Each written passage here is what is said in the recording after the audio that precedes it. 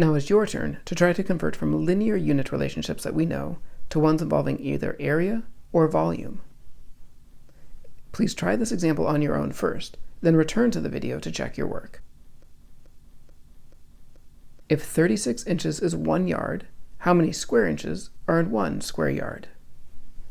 Well, starting with the unit relationship that we know, 36 inches is 1 yard, we can write that as a ratio, 36 inches to 1 yard. Recognizing that our desired relationship will involve square inches and square yards, we can ask ourselves, what would we need to multiply this 36 inches over 1 yard by to obtain some sort of unit of square inches in the numerator and square yards in the denominator? The answer is, if we multiply this by itself, multiply by another unit factor of 36 inches to 1 yard, we'll end up with the units that we want. Inches times inches will give us square inches in the numerator. Yards times yards will give us square yards in the denominator. And 36 times 36 will give us 1,296 in the numerator. And 1 times 1 will give us 1 in the denominator. So we establish a new unit factor. 1,296 square inches is equal to 1 square yard.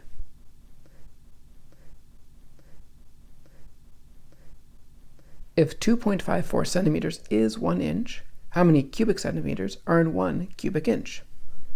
We again begin this in a very similar way. We set up the unit factor relationship that we know, 2.54 centimeters is equivalent to 1 inch, which we write as 2.54 centimeters over 1 inch. We recognize we're going to multiply this by something so that we eventually end up with centimeters cubed over inches cubed. Recognizing that we simply want to increase the dimension of the units, but not convert from centimeters to meters or inches to feet, we're simply going to multiply by that same factor again, 2.54 centimeters over 1 inch, but we will do that 2 more times.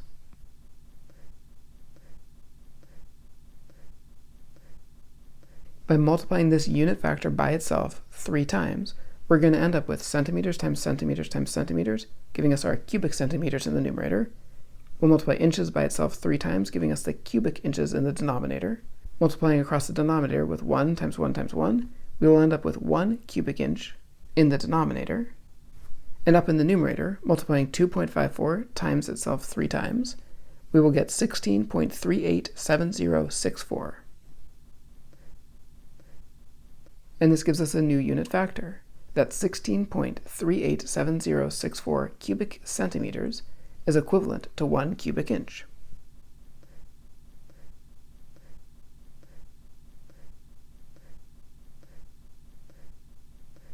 These unit conversion factors are not given in the table because they can be relatively easily established as we need them.